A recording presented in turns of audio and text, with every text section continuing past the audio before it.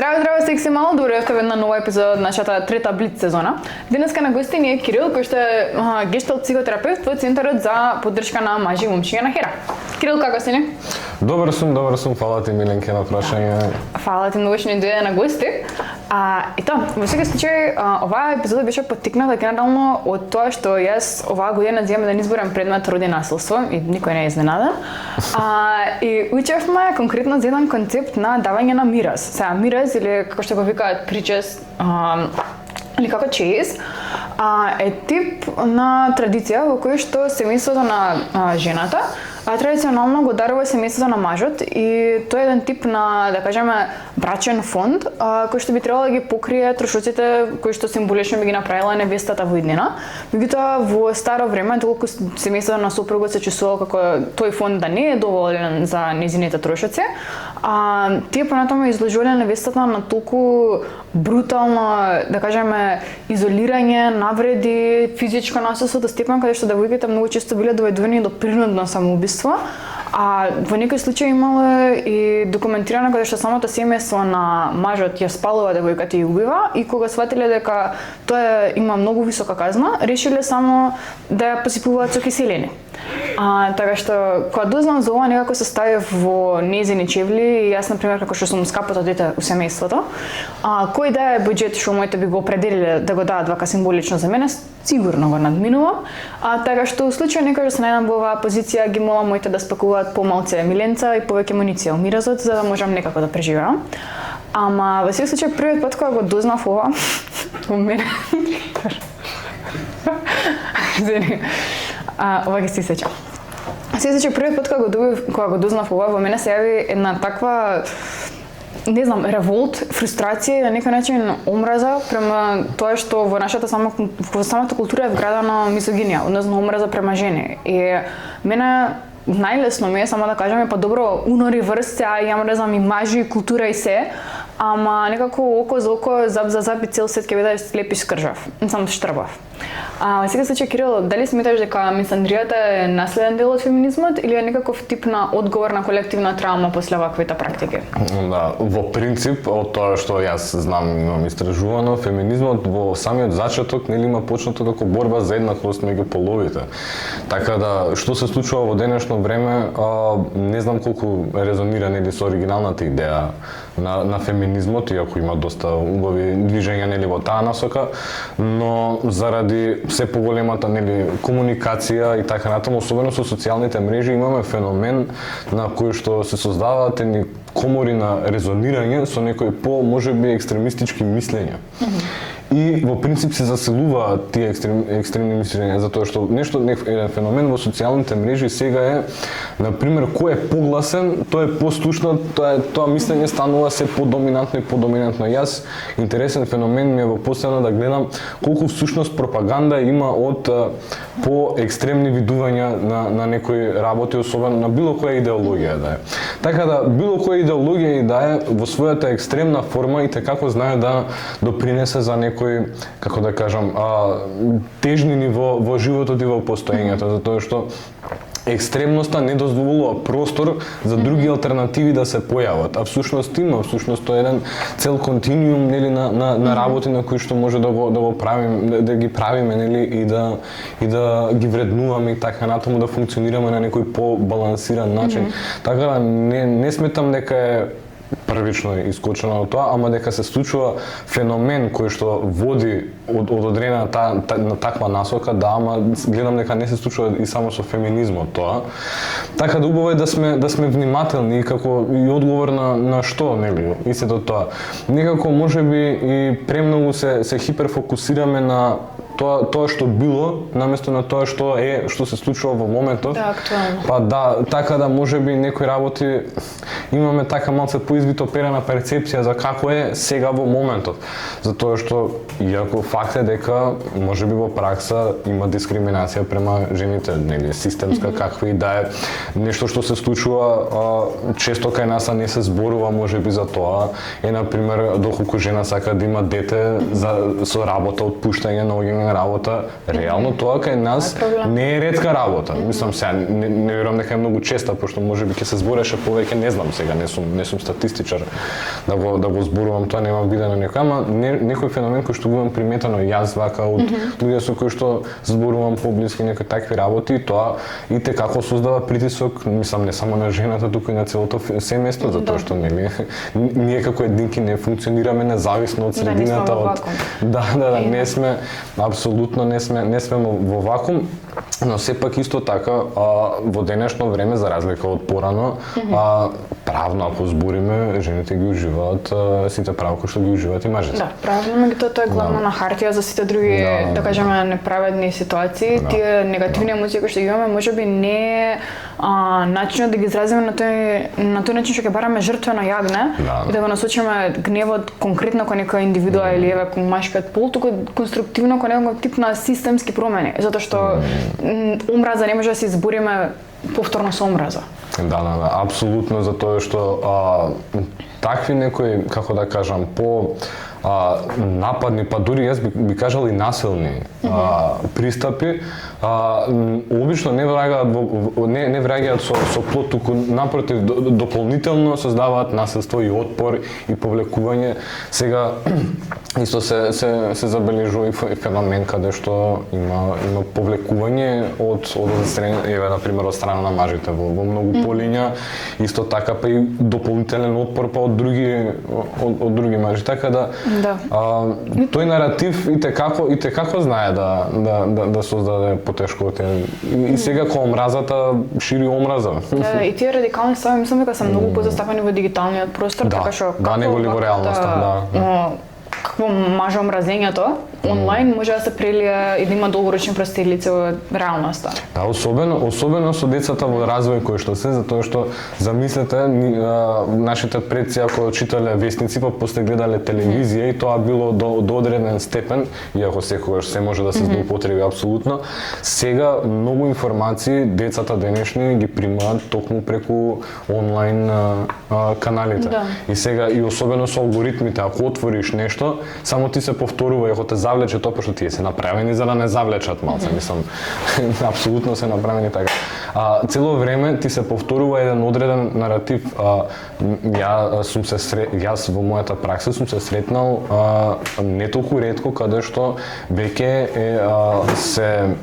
се шират некои наративи и се сваќаат особено младите личности и деца како здраво за готово зборам од двете екстремни страни, како у стилу демек жениве не ги бива за ништо или маживе не ги бива за ништо. Тоа само не разединува наместо да не обединува во денешницата каде што имаме и така простор да се обединиме или да живееме похармонично, апсолутно. Мислам дека сите сме жртви на тој алгоритам затоа што се живееме во некој наш затворен мир и конзумираме само пропаганда што е складна со нашите идеологии. И на ваков начин некако скроз се губи допир со остатокот од реалноста и со другата страна, на некој начин почнува тој процес на дехуманизација, сега сме ние против нив. Наместо да имаме простор за заеднички дискурси, баш пред како што напомена, мислам дека комплетно се губи уметноста на здрава комуникација. Тие што кажа, тие што се најгласни, тие се слушаат, меѓутоа комуникацијата не е само да бидеш слушна, туку да бидеш разберен и да ја слушнеш и разбереш и ти другата страна. И едноставно можеби треба сите да се научиме, освен тоа што ќе кажеме нешто доволно гласно, да кажеме на начин на кој што другата страна би го разбрала, да го доближиме тоа до нив. Не знам, ако мене ме праша дечко ми, што се вака скисната денес, ја му кажам, не знам, имам добиено и преседнат ми е животот, никогаш немал добиено, не може да ме разбере. Ако му кажам, не знам, замисли дека твојот омилен фудбалски тим игра со најголемите ривали и цела утакмица е многу блиску, седиш на крајот од столчето и губите у 90-та минута од автогол, така ми е неделава, дај да идеме на крофни, најверојатно ќе ме разбере. Може би, сега не сите се по фудбалот, ама да. Ова е хипотетичка ситуација, за хипотетички дечко. Јасно. Да. Ама уште една ствар што ти ја спомна е дека врските веќе се сведуваат на некоја трансакција и мажите полека се повлекуваат од тоа. И тука и се настанува таа, не знам, мејл лонлинес епидемија, лека и девојките веќе немаме простор каде што заеднички комуницираме и струиме да изградиме нешто, туку на некој начин се е сведено на тоа која корист имам јас за тебе или која корист ти имаш за мене. Да, јас мислам дека чувството на безбедност во приоѓањето во комуникацијата негде можеби малце се губи во постепно, не дека е скрос изгубено. Убаво напомена дека многу сме изложени на тоа што е приложено на нас онлайн, во реалноста не е секогаш така, но и како може да се одрази во реалноста. Всушност многу важен дел за комуникацијата не е само оно што го говориме, нели, оно што го правиме, оно што имаме и невербален говор, како се поврзуваме емоционално со другата личност. Мислам се ако сакаме по длабок контакт, по длабока релација, било да е пријателска, било да е партнерска релација, и тука е многу важна емпатичноста, аспектот на разбирање, затоа што додека си има обзирност, нели, еден за друг, кои се такви, мислам, убав ти беше и примерот, нели, како, нели, да го пренесеш оно што ти се случува за другиот да разбере, ама и другиот треба да е во положба да го прими тоа. А замисли, ако постојано се напаѓаме ти си ваков, ти си таков, онда кај нас по автоматизам ни се палат оние штитови, оние гардови, и тоа не дозволува за да се создаде една убава здрава релација под наводници, која што, нели, понатаму би се развивала и би била и по интимна на одреден начин. Мислам, тоа не е потребно на нас луѓето, знаеш како човековите потреби, ја не знам, во постојано некако ми е постојано повторувам, човековите потреби не препознаваат пол. Мислам, ги имаме сите, секој од нас, ние сме социјални суштества, апсолутно. Секој од нас има потреба од контакт, од баш некои човечки релации да формира, позначајни. Тоа што тоа ни е потреба, тоа ни е природна човекова потреба. Да, и мислам дека и социјалните мрежи голем проблем е тоа што на многу лесен начин можеме да ги прошириме информациите без претходно да имаме култура да ги провериме фактите. Да. И ја можам да го пратам истиот TikTok или Reel на 10 души, а не ми текнало претходно да направам некој факт чек и може да имаме 1001 работилница за медиумска писменост, на крајот пак како беше налага ти се пократки нозата или подолги за побрзо да помине. Да. Ама и сега нешто што еве јас што знам, мене ми е тешко за некои работи, особено што се случува со AI. И тоа колку отвара една Пандорина кутија за одредени работи, знаеш, може тоа е алатка, може да биде корисна, исто како што нуклеарната физика може за енергија да биде користена, може да биде користена за атомски бомби, така и било која друга алатка. Во последно време ширам, ајде до пред некое време можеби беше полесно да се приметуваат некои работи, веќе мене лично ми станува тешки, тоа отвара еден голем сектор баш за ширење на информации кои што можеби не се проверени, некои такви работи, мислам, од најбанални работи, еве јас гледам, интересно ми да гледам такви смешни видеа со животинки, не знам што одамна ми некои глупости што прават, не знам кој да е, дали домашни миленичи, не користам TikTok, не фала, мислам секој си има право да користи, ама тоа не е баш за мене. Ама што сакам да кажам, дури во такви ситници гледам дека почнува да се користи, мислам чисто онака да се и тешко е, јас дури проверувам, гледам да проверам, чекај сега ми изгледа, и да проверам коментари и сега и ќе приметам некој пишал ова е заради тоа и тоа. Гледам, мене од прва не ми изгледа дека е тоа, гледам забележувам, викам чекај кај посочил што приметува. И знаеш како тоа рачуни многу такви работи да земеме здраво за готово, мада тоа би било нели тема за друг муавет. Треба да се има таков тип на едукација. Да. Медиумска писменост више треба да се пренесе на ново ниво, затоа што не се ни разпознава. И тоа свак преска спомна дека потребите не препознаваат пол и многу е битно да развиеме емпатичност, така што како мислиш дека феминизмот може да ги научи момчињата на, не знам, емоционална интелигенција, здрави врски, почит? Да, без разлика дали станува збор за феминизам како идеологија или општо хуманистички пристапи за било какви работата е да се даде акцент на баш на нас, на луѓето, како ние функционираме, што ни е нас потребно. И апсолутно нели да посочиме дека емпатијата ни е потребна. Зашто? Особено во денешно време кога имаме избор. Имаме апсолутно избор. Друго е, например, да зборуваме ако се случуваат некои длабоки човечки хуманитарни кризи, каде што нели потребите, приоритетите се на друго место, ама во поголемиот дел од светот за среќа, имаме простор ние луѓето да се развиваме понатаму, да негуваме човечност, емпатија и така натаму. Може на многу начини, со тоа што ќе има отворен дискурс апсолутно и без разлика дали се допаѓа, дали не се допаѓаат некои мислења, ако си има една здрава средина за да тоа да се зборува, каде што ќе се чувствуваме безбедно да зборуваме, каде што нема да се чувствуваме толку загрозено ние лично ако нешто се дискутира, ако се даваат идеи, ако се разговара, ќе се дојде до нешто, пошто ние луѓето така функционираме, нели? Развиваме идеи, ги споделуваме, гледаме што ние, како ние, па дали може ќе прифатиме, дали ќе отфрниме нешто и така натаму, со тоа се развиваат многу работи, ама ако се нема тој простор, онда тешко е да се развие нештото. Така да јас би рекол создавање на еден безбеден простор, една безбедна клима, една стабилна клима за тоа да може да се дискутира за тоа што култура на толеранција. Апсолутно за тоа што не секое решение соодветно во дадено време и место. Како да кажам, така да и јас не сум експерт и не знам све дали ќе функционира, така да убаво е да се дискутира, затоа повеќе умови нели е подобро за нештото, да се пробаат одредени работи така натаму. Иначе апсолутно, значи сето тоа почнува уште од едукација, нели, ако збориме за системски решенија, тогаш е дел од образованието станува збор. Ама и каде и тука и понатаму е и грижата, еве ако збориме за децата, тука се каде е поддршката за родителите, пошто како децата ќе добијат поддршката ако родителите се исцрпени или немаат вештини, алатки и така натаму. Така да веќе навлагаме во еден по butterfly ефект, ама ако се има отворениот дискурс за нештово, информацијата ќе дојде, ќе пројде и понатаму ќе почне да се развива и да се шири, така да јас мислам дека тоа е така попримарна приоритетна работа. И тоа што спомна едукација, главно нашите училишта се насочени кон развивање на тоа класично IQ, но можеби треба да работиме кон развивање на EQ, односно емоционалната интелигенција и на момчињата да им се даде поширок простор, односно поширока палета на емоции од само лутина и среќа. И многу пати сум навлегла во дискусии со машки другари кои што можеби не се согласуваат на оваа тема и бројен контрааргумент на ова ми е дали сме прво сите запознаени зошто плачеме. Едноставно кога плачеме од лутина или тага или среќа, солзите имаат комплетно различен хемиски состав.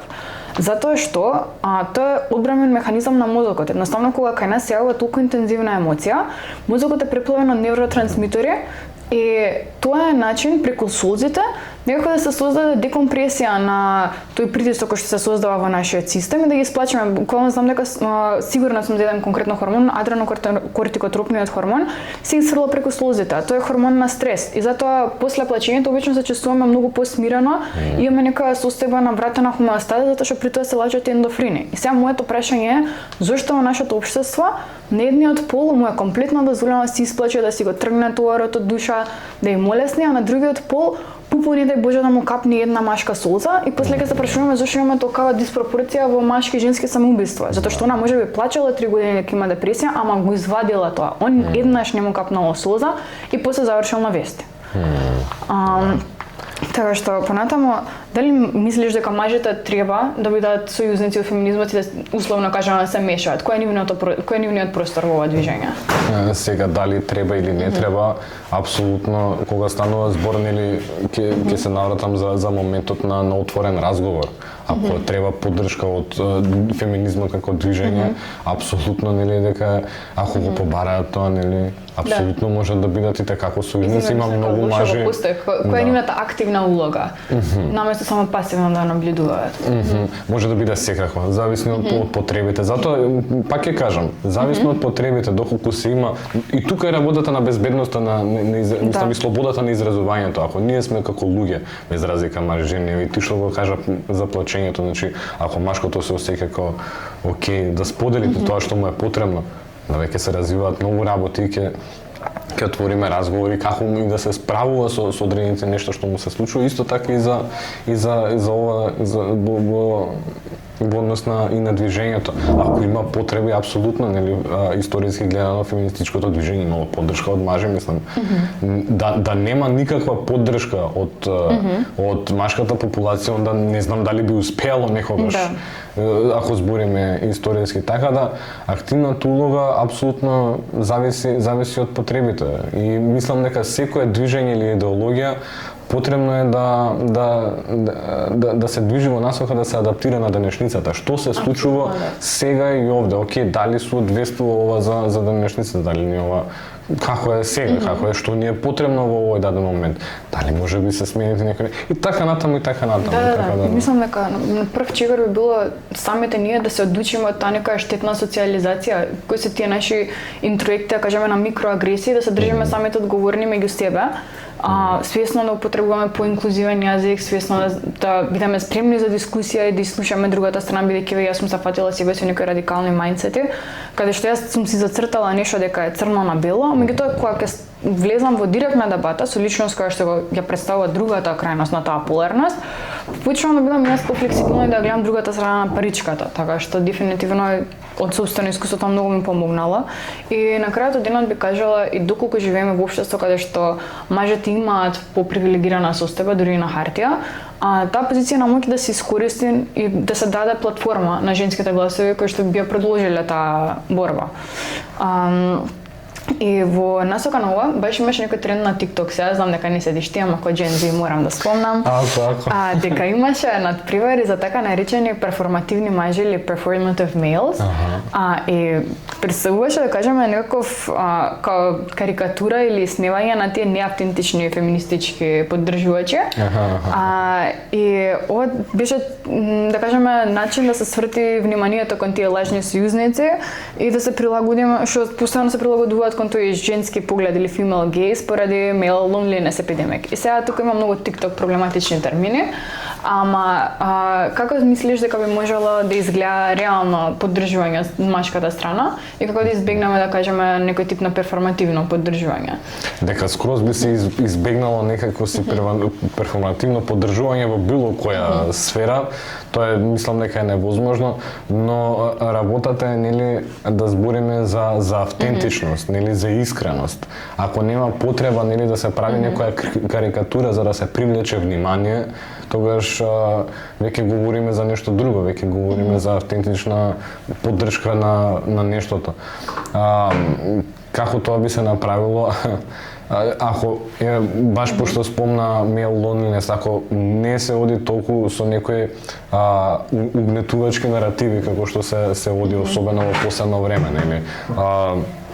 Многу често се среќава, барем јас сум сретнувал дека и од едната и од другата страна, како што кажам, дека едните не ги бива, дека нели може без нив, без вака, без така, девалвирање на корисноста, особено е проблематично, еве јас и како машком и како дел од Центарот за машко ментално здравје, особено проблематично е кога се удира на чувството на корисност, на општествена корисност, зборам кај машкото, кога се негуваат такви наративи, онда нема никаков простор за да дојде до нешто автентично. Или ќе се одвои скроз од тоа, ќе се тргне, или пак ќе прави баш некоја си карикатура на тоа што се дешава само за да биде прифатен, затоа што осаменост е прилично интензивно чувство, особено ако стане подлабоко, ние пак и повторно социјални суштества сме, имаме потреба да припаѓаме во некоја заедница. Искрус ми е јасно таа потреба да се прилагодиме, затоа што например на интернет просторот постојано се присутни се како ти што кажа поагресивни форми на феминизам, например имаше некои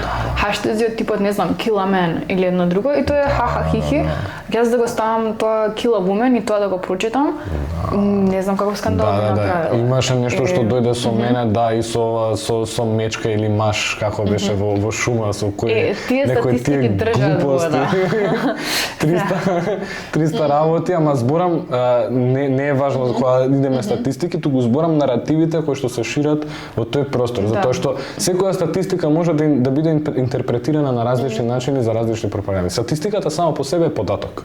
Како ќе се тоа политизира и кој наратив ќе иде позади тоа, тука е алатката, тука е уствари оружјето кое што се користи.